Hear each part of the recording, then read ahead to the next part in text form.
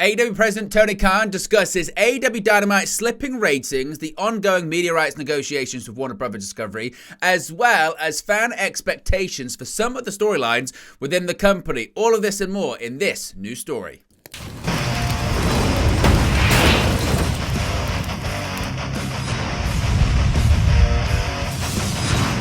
Hey guys, welcome back to Wrestling News 365. Hope everyone is doing very well. As always, plenty of news stories to get into in the world of professional wrestling. And let's talk about Tony Khan speaking openly about the declining ratings for AEW Dynamite on TBS, the, resurgence of WWE in comparison to being a hot product versus what is being deemed as a cold product in All Elite Wrestling, the ongoing media rights negotiations with Warner Bros. Discovery for all of their television properties. Also, as well, some criticism when it comes to the booking and fan expectation about where a certain storyline should lead to. So let's begin with his discussion about ratings. Now, this whole interview comes on Wrestling Observer Radio. The AEW president and CEO talked about a variety of different topics with Dave Meltzer and Brian Alvarez, and they began talking about the ratings for AEW Dynamite. Now, Dave Meltzer brought up now, when you look at certain metrics within the ratings, let's say male 18 to 34, it used to, when Dynamite was first airing back on TNT and also into their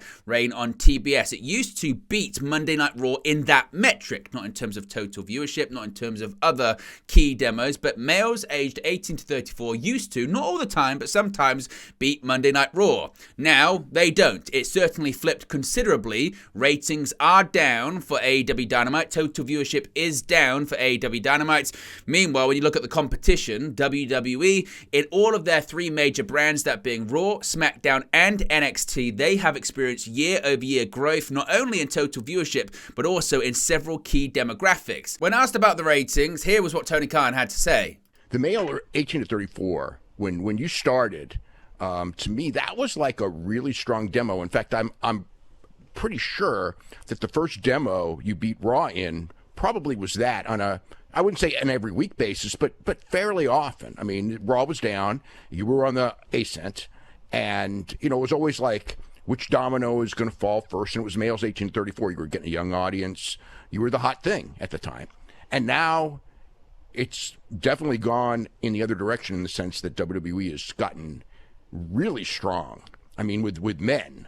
And your male 18 to 34 has been the weak point. I mean, when people look at the drop in ratings on Wednesday night, and they'll just go, "Oh, you're doing terrible, you're doing terrible." And I'll look at like each thing, and it's like, it's really, male 35 to 49 had a couple of bad ones, but usually it's pretty much where I would expect.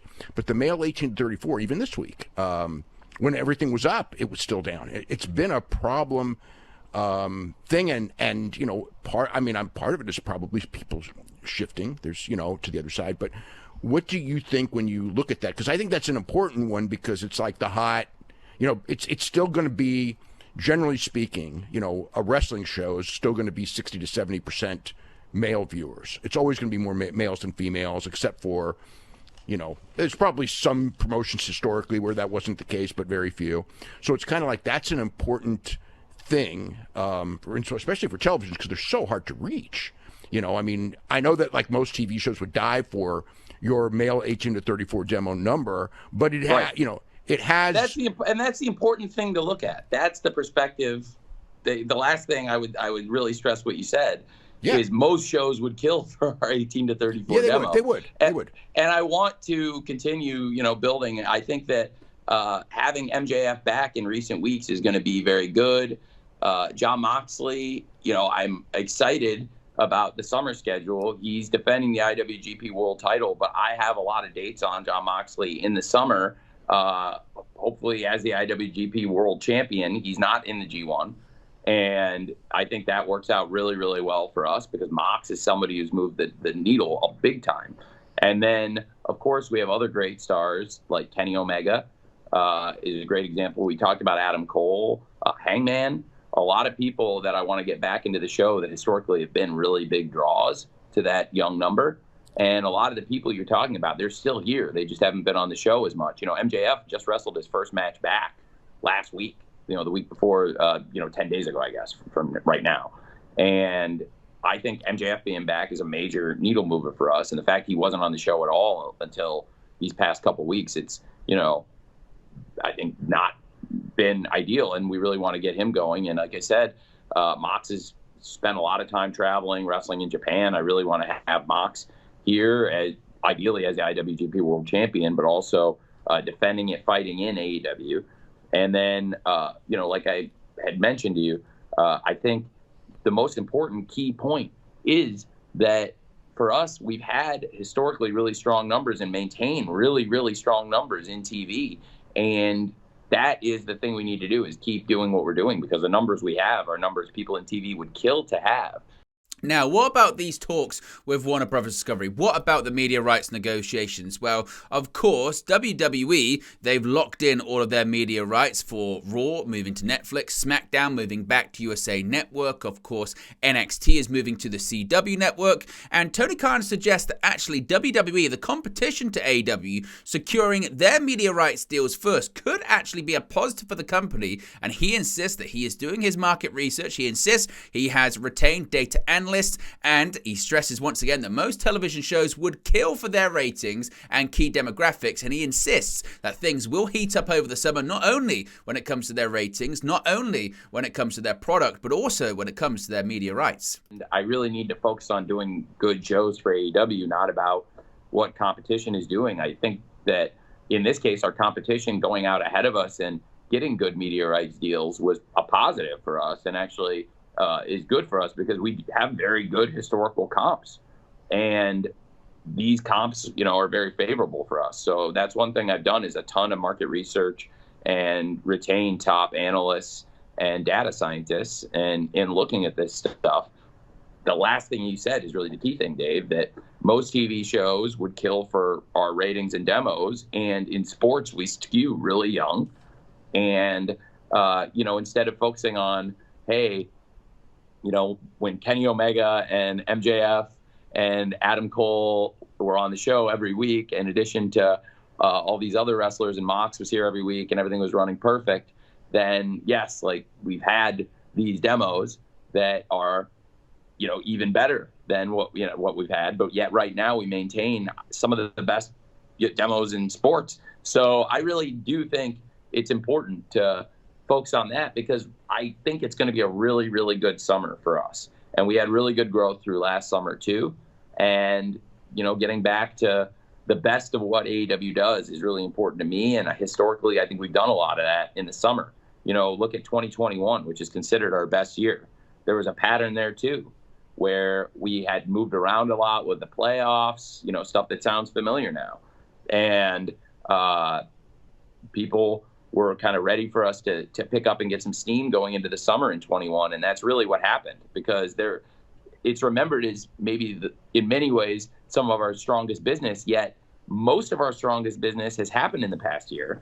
Our biggest live event, our biggest international growth, 2 of our 3 biggest pay-per-views. And we've continued to grow that business. And the demos are really, really good for us. And I think there's a really very positive story to be told that's really going to benefit us in the media rights negotiations, but also something that, we can hang our hat on what we've done. And if you look, 2021 is a great example where the year got much hotter when we resumed live touring and the show picked up. And I think we have a lot of really exciting things. It's not going to be as dramatic a change in the show as, when we went from Daly's Place to resuming live touring. But I do think historically, the summer, just like last year, also is a good example. We've seen things kind of heat up, and I'm excited about what we have cooking and some of the things we have up our sleeve going into this pay-per-view. Now, fan expectation. This is certainly something that's been very interesting in both WWE and AEW in the last 12 to 18 months. There have been situations where fans convince themselves that something is going to happen when it comes to certain storylines or certain debuts, certain returns, and it doesn't happen. It was never part of the plan, at least people being disappointed. Tony Khan was asked, are there times that fans have convinced themselves of certain outcomes when it pertains to certain matches and storylines, and is it frustrating as a promoter promoter when something like that happens. Now, Tony Khan said that actually he believes he's more sympathetic with the fan, the wrestling fan, than certainly other promoters, and he says he listens more than others to the fans as to what they want when it comes to the product.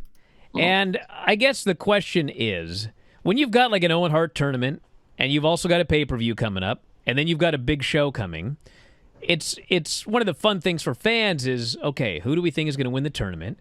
Who do we think is going to win these title matches? How do we think they're going to get to Wembley? What are the big matches at Wembley? And it's fun for fans to fantasy book. And as a promoter, I would think that that's what you want to do, is make it fun for fans to fantasy book where they think things are going. Are there ever times where you feel that, as fun as this is, the fans have now convinced themselves of a certain outcome, and it is frustrating to you as a promoter to see, I guess, how certain people are of particular outcomes? It's interesting. I am within the wrestling business, as far as promoters, matchmakers, and executives go, I am probably far more sympathetic or far more in tune, like agree with the fan. If that's what they really want to see, then I should listen. So there's absolutely been times where I might have had an idea, and then listening to the fan feedback, hearing what people really want to see, that's important. Now, I think there's a lot of different ways to get feedback from fans. Obviously, social media, there's, I can hear in the arenas live every week at the shows, and I think that's a really important response point too, because there's absolutely been people that got reactions in the arena that made you take notice and think that, wow, this is really working. Because I want everyone to get a good reaction. I'd like everybody to do well, but some people get more over than others in the same spots out of similar opportunities. And I'm really, really excited about what we have right now, because we do have a really, really good group of wrestlers, and we have a lot of really good stories going into this pay-per-view. You mentioned some of the matches that I'm excited about. With Timeless Tony Storm, Mina Shirakawa has come in and done fantastic for us. And that's a great relationship. That's one of the things we haven't today talked much about, but I've spent a lot of time this week talking about it, is adding Stardom as a great partner for us this year. It's been really good. It's been great for our wrestlers to have now an outlet where they'll be able to go. We've seen Willow Nightingale go over and defend the TBS title in Stardom. And I think there's going to be a lot more opportunities in the future for the AEW wrestlers to go get that experience and compete for Stardom, but also top Stardom wrestlers to come here. And that's something I'm really excited about. Our women's division was really growing, and I think Timeless Tony Storm is one of our great stars, and I love working with her, and I'm really proud of everything she's doing, and I think she's phenomenal. And we've got this great world champion, and everything that's been happening with her and her protege, Mariah May, it's made for great TV for months now. And now Mina Shirakawa coming into the story, it's really cool, because I think for people who do watch the shows and like AEW or give the show a chance and follow the shows, I think it's been really fun and entertaining. And I'm a big fan of all three women, Tony Storm, Mariah May, and Mina Shirakawa. And I think it's been a great way to introduce an international wrestler, somebody from Stardom, a wrestler from Japan, into America, into our TV audience that might not have been familiar with her. And Mina gets big pops and has done really well for the show, in my opinion. And I think she would be a great AEW Women's World Champion, and it would be something that could really strengthen the relationship with Stardom. So I'm really excited about that match, and it's a great example of the kind of cool stuff we have tomorrow on the pay-per-view. So what do you make of Tony Khan's comments there when it comes to the ratings for Dynamite, the media rights negotiations, a reported offer on the table, according to some reports anyway, from Warner Brothers Discovery, and also fan expectation, listening to the fans when it comes to storylines and outcomes of certain feuds and matches? Let me know your reaction to all of it. Let me know your thoughts on all of it in the comment section below. Be sure to smash a like on the like button. Be sure to subscribe, bottom right-hand corner, and I'll speak to you again very, very soon. Hey guys, thank you for watching, listening, streaming, or however you come across this video today. Be sure to click on the video on the right there to watch our next video, or click the bottom there to subscribe, or the bottom right hand corner. Thank you very much, and I'll speak to you again very soon.